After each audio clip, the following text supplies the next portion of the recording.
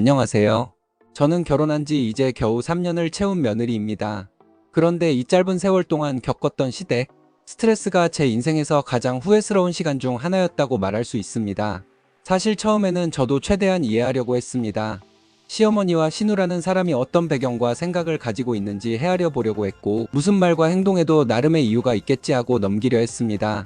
하지만 돌아보니 그건 오히려 제 바보 같은 착각이었더군요. 애써 참으면서 이해하려고 몸부림친 제가 오히려 스스로를 괴롭힌 셈이었습니다. 지금은 차라리 그럴 바엔 초반부터 눈에는 눈, 이에는 이라는 마음으로 맞서 싸웠으면 훨씬 속이라도 시원했을 거라는 생각이 듭니다. 제가 겪었던 일을 모두 다 나열하자면 정말 밤을 새워도 모자랄 겁니다. 하지만 길게 풀어쓰기보다 핵심만 짚어 말씀드릴게요. 시댁에 가서 밥을 먹을 때마다 저는 속으로 분노를 사겨야 했습니다. 그냥 평범하게 가족끼리 모여 식사하는 자리가 아니라 매번 전쟁터 같았어요. 신우라는 사람은 아이를 데리고 시댁에 눌러 앉다시피 하는데 그 꼴이 참 가관이었습니다. 겉으로는 남편이랑 1년 먼저 결혼했다고 으스대면서도 현실은 아이 핑계대고 전업주부로 집에만 붙어 있었습니다. 더 기막힌 건 본인 집에서 살림을 하는 것도 아니고 자기 친정집에 와서는 새끼 밥을 해결하고 마치 호텔 투숙하듯 먹고 놀고 쉬다 가는 식이었죠. 그러고는 집에 돌아가 버리니 결국 뒷정리는 고스란히 다른 사람 몫이었습니다. 제가 지금까지 본 바로는 그 사람이 자기 손으로 밥그릇 하나라도 씻은 적이 단 한 번도 없었습니다. 정말 단 한 번도요. 그것만 봐도 어떤 사람인지 짐작이 가지 않나요? 더 큰 문제는 아이 문제였습니다. 신우는 자기 아이를 세상에서 가장 귀하고 높은 존재로 생각했습니다. 마치 모두가 그 아이 비위를 맞춰야만 하는 것처럼 행동했어요. 아이가 조금이라도 울기라도 하면 신우가 미친 듯이 소리를 지르고 난리를 피우곤 했습니다. 아이가 울었다는 이유만으로 누군가를 탓하고 조금이라도 본인 아이 마음을 거스른 것 같으면 개지랄을 부렸습니다. 그 장면을 보고 있자면 도대체 누가 엄마고 누가 애인지 분간이 안 갈 지경이었습니다. 이쯤 되면 그래도 어른인 시어머니가 나서서 균형을 잡아줘야 하잖아요? 그런데 아니었습니다. 못되기로 유명한 시어머니도 그 못된 성격을 다 버리고 신우 앞에서는 꼼짝을 못하는 겁니다. 오히려 더 못된 시어머니가 더 못된 신우 앞에서는 기가 죽어서 별 힘을 쓰지 못하는 걸 보고 있자니 제 눈에는 두 사람이 똑같이 한심해 보이더군요. 신우라는 사람의 태도는 김장철에도 여실히 드러났습니다. 다들 허리 휘어지게 고춧가루에 절인 배추를 버무리고 손이 빨갛게 물들도록 일을 하고 있는데도 그 사람은 늘 똑같은 모습이었습니다. 자기 아이 밥 챙겨주고 자기 입에 밥 넣어주고 나면 곧바로 빈둥거리며 앉아있더군요. 잠깐이라도 손을 거들 생각은커녕 눈치조차 보지 않고 대놓고 쉬는 겁니다. 결국 그 사람이 챙겨가는 건 수고스러움이 아니라 완성된 김치뿐이었습니다. 남들이 하루 종일 고생해서 만들어 놓은 김치를 마치 자기 몫이 당연하다는 듯이 챙겨가는 모습을 보고 있자면 속에서 천불이 치솟더군요. 더 기막힌 건 남편이 신우에게 단 한마디라도 하면 벌어지는 일이었습니다.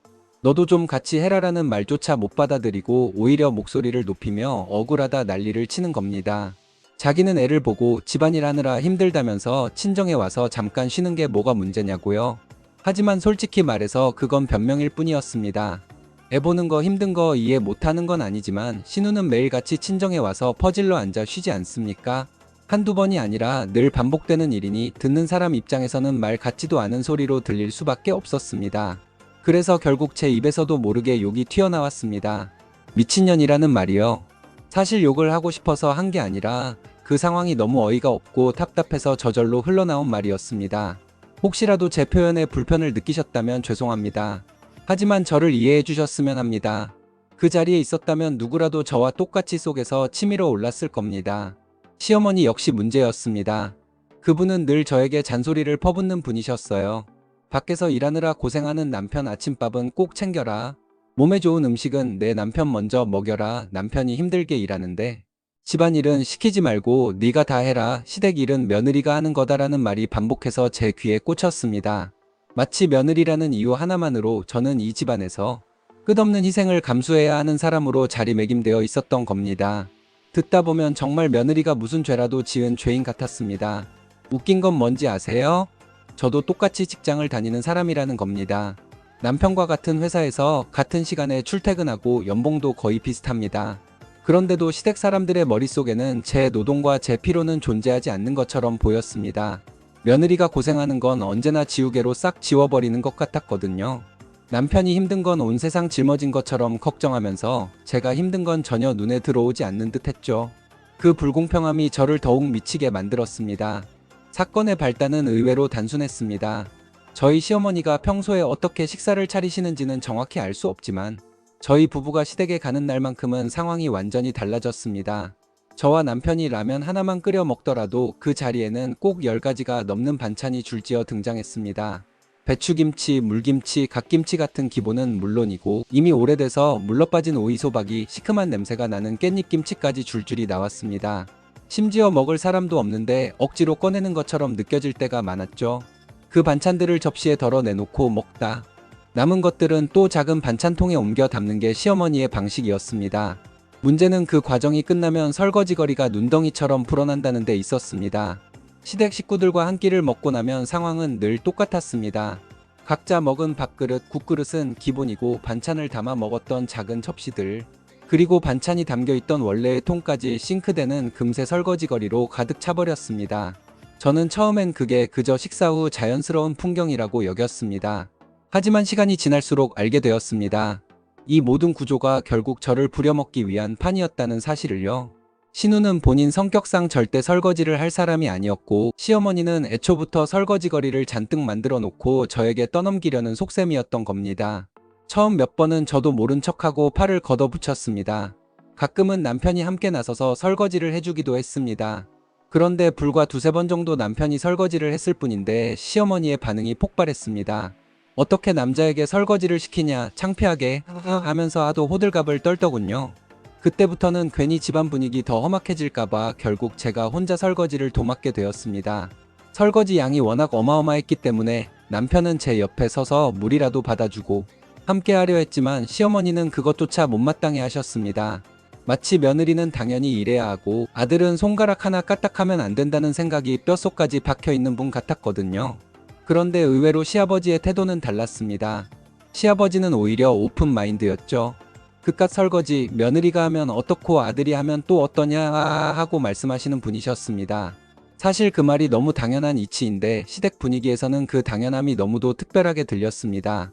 그래서 오히려 시아버지의 한마디가 제겐 위로가 되기도 했습니다. 하지만 현실은 달라지지 않았습니다.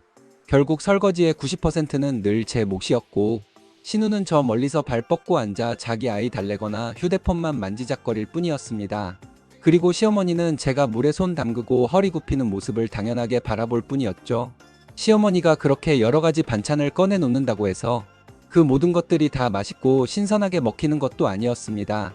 솔직히 말씀드리면 그 많은 반찬 중 실제로 젓가락이 가는 건 정해져 있었죠.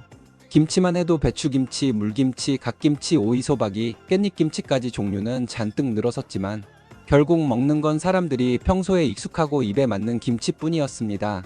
나머지는 거의 손도 안 대고 그대로 다시 반찬통으로 옮겨 담겨버리니 그게 무슨 의미가 있나 싶더군요. 저는 그게 단순히 음식 차림의 방식이 아니라 제가 있는 자리마다 의도적으로 설거지거리를 늘려놓는 일종의 수작처럼 느껴졌습니다. 사실 집에서든 밖에서든 잘 차린 한상이라고 해도 메인 요리 두세 가지, 김치 서너 가지면 충분하지 않나요? 오히려 그런 밥상이 훨씬 알차고 먹는 사람도 만족스럽습니다. 그런데 시어머니는 늘 쓸데없이 가지수만 늘려놓고 결과적으로는 싱크대를 설거지 그릇들로 터지게 만들곤 했습니다. 저는 어느 순간부터 밥상 위 음식을 보는 것만으로도 가슴이 답답해지고 오늘 또 저걸 다 씻어야 한다는 생각에 식욕조차 사라져 버렸습니다. 그래서 결국 밥도 제대로 못 먹고 억지로 몇 숟갈 뜯어 말곤 했죠. 더 억울했던 건 신우의 모습이었습니다. 아무렇지도 않게 젓가락질만 하면서 맛있게 먹어대는 그 얼굴을 보고 있으면 정말이지 당장 젓가락을 뺏어버리고 싶은 충동이 올라왔습니다.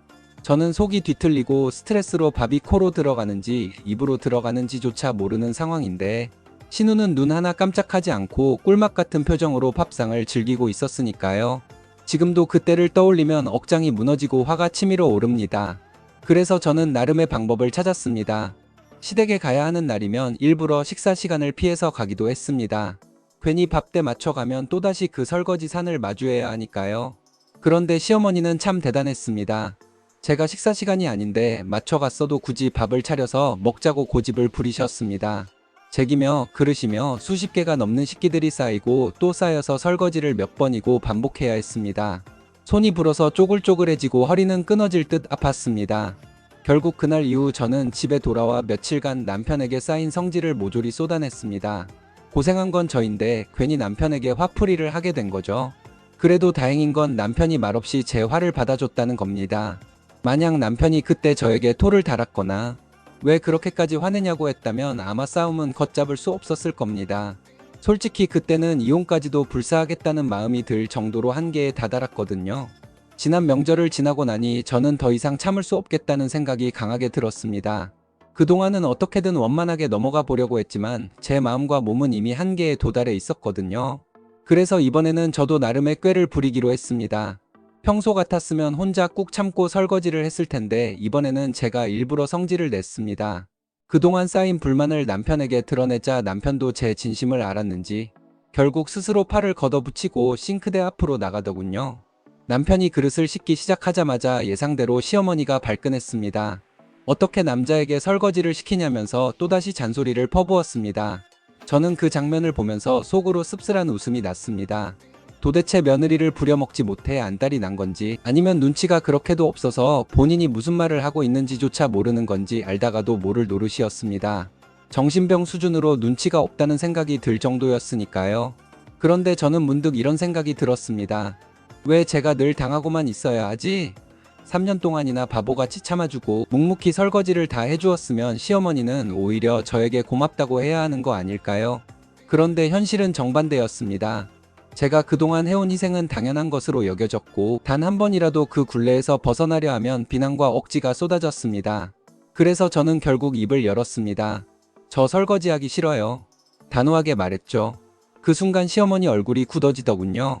그래도 포기하지 않고 계속 저를 몰아붙이며 며느리가 해야지라는 말을 반복하셨습니다.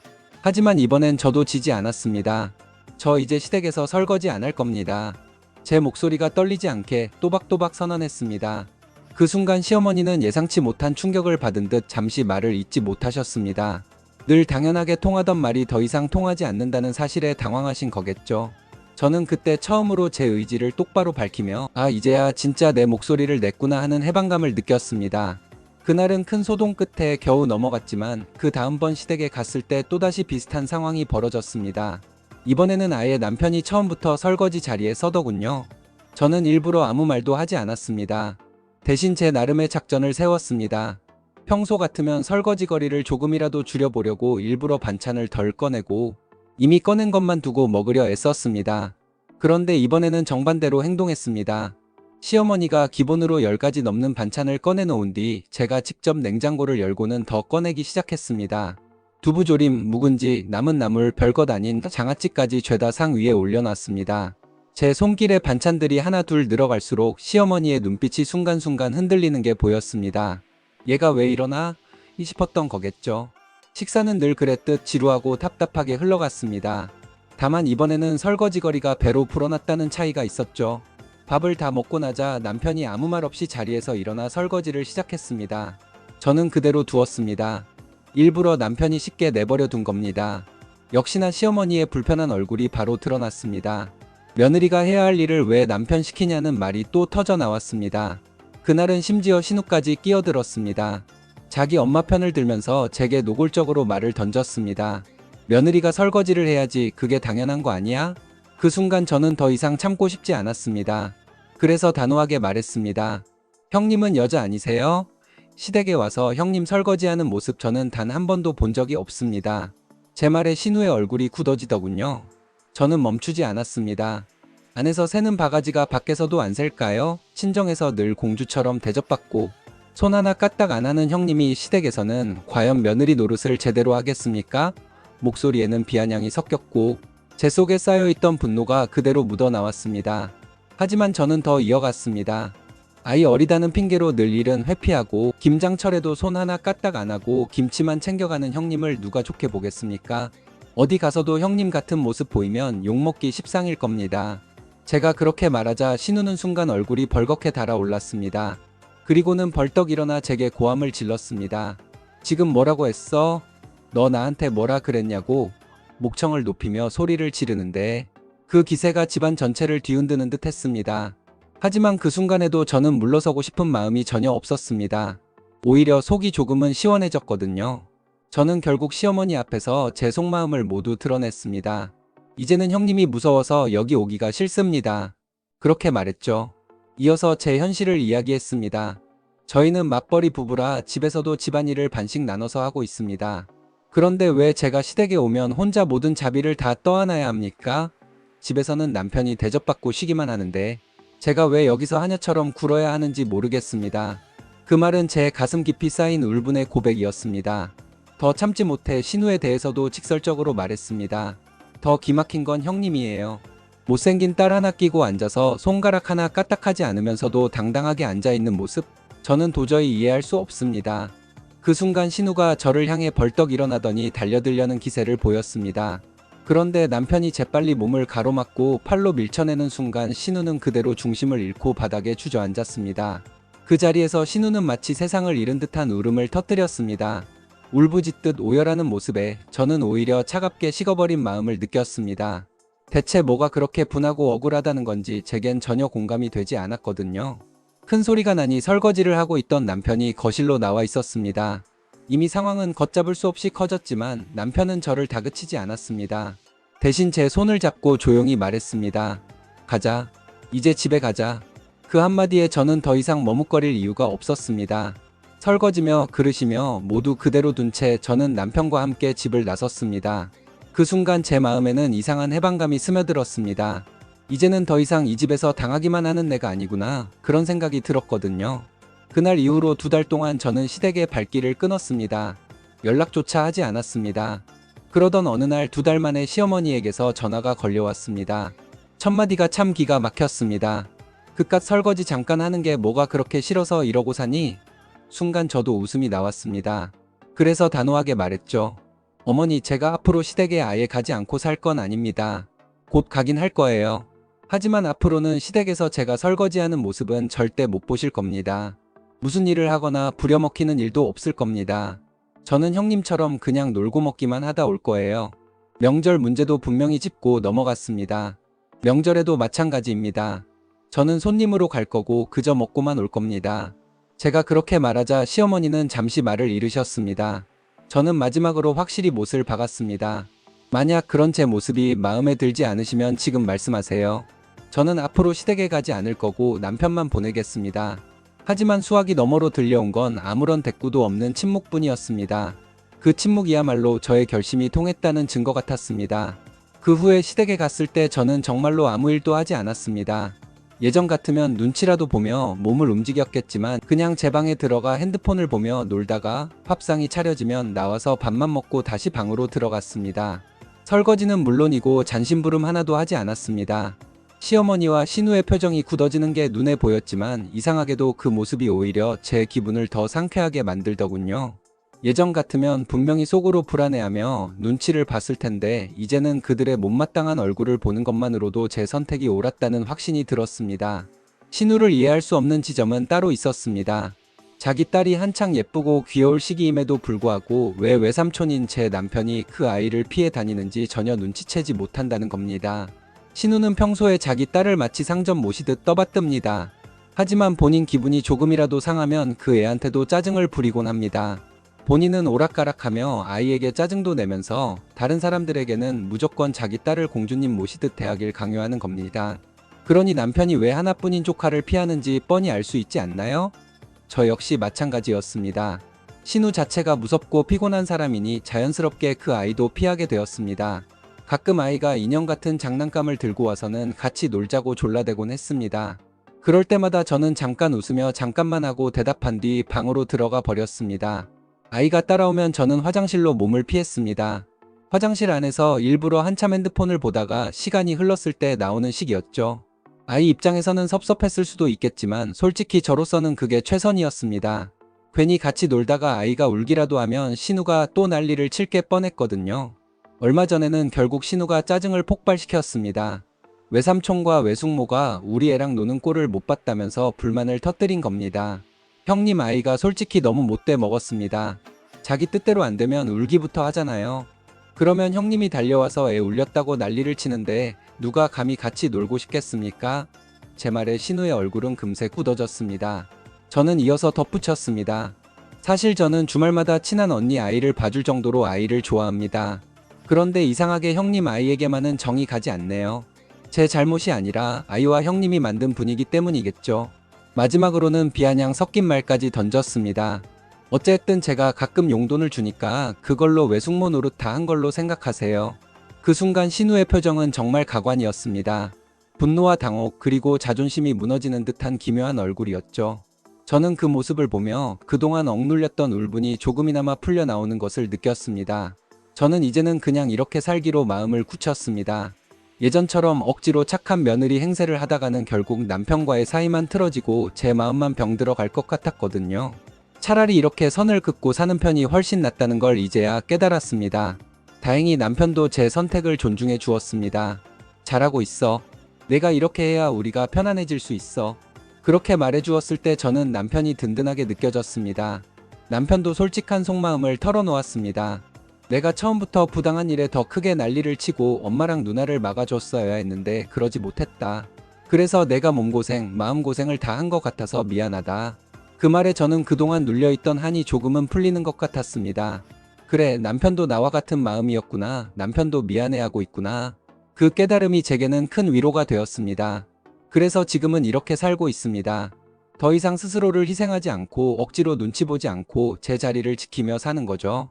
물론 앞으로도 시댁이 완전히 달라질 리는 없을 겁니다.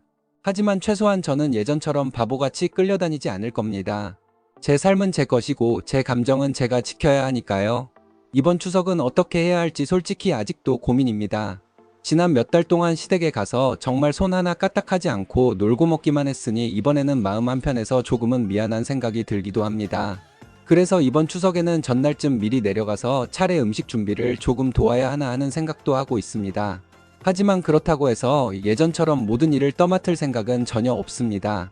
이제는 선을 정했고 그 선을 절대 넘지 않을 겁니다. 이번 추석에도 제 선택은 제가 할 것이고 그 결과도 제가 감당할 겁니다.